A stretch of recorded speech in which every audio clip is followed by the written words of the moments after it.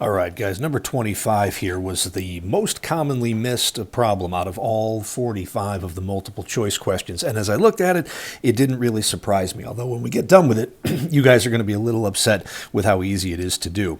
What you probably tried to do on number 25 was to treat this like a straight up limit problem right here, which of course you can't just solve with direct substitution because you're going to get that 0 on the bottom. Now, we saw this type of problem a lot with polynomials in the numerator when we would often expand this f of x plus h term right there, put it together with the minus f of x, factor, cancel, and things would work out. That doesn't really work here unless you happen to remember a formula from pre-calc that said the sine of the sum of two angles, which is what you would have needed right here, is, I believe, and I'm not even sure about this, so don't quote me on this, guys, I think it was sine A cosine of B plus the cosine of A times the sine of B. So you could have maybe used that idea, that property here to simplify the sine of a sum. But even that really isn't the way that we're supposed to do that. What they are testing on this problem, guys, is to see not if you can evaluate this limit, but if you recognize the format of what it is that you are dealing with. What we have right here is something that looks an awful lot like this. See if this looks familiar. The limit as h approaches 0 of, we've got the sine, okay, which is a function happening in both terms right there.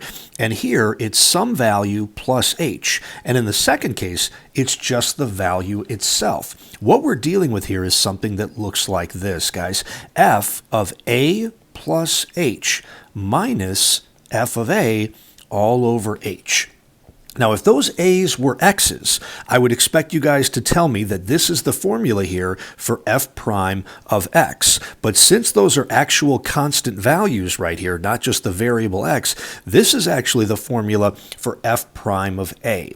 Where, in this problem right here, f of x, the function we are dealing with, is the sine of x, and the a value that we're working at, there you go, we'll stick with that, at a is equal to, and that's the value at which we're evaluating this, pi over 3.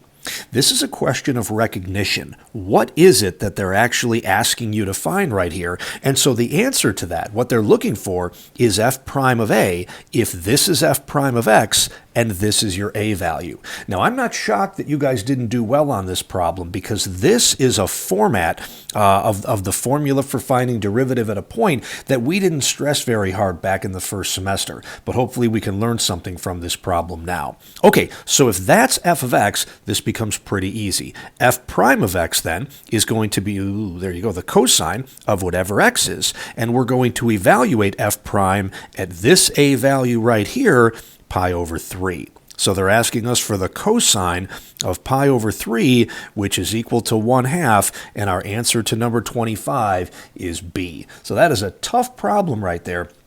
It's not really a question of, hey, can you just evaluate this limit? It's really asking you to be creative and trying to figure out what it was they were asking you for, f prime of pi over 3, and then finding another simpler way to get that result.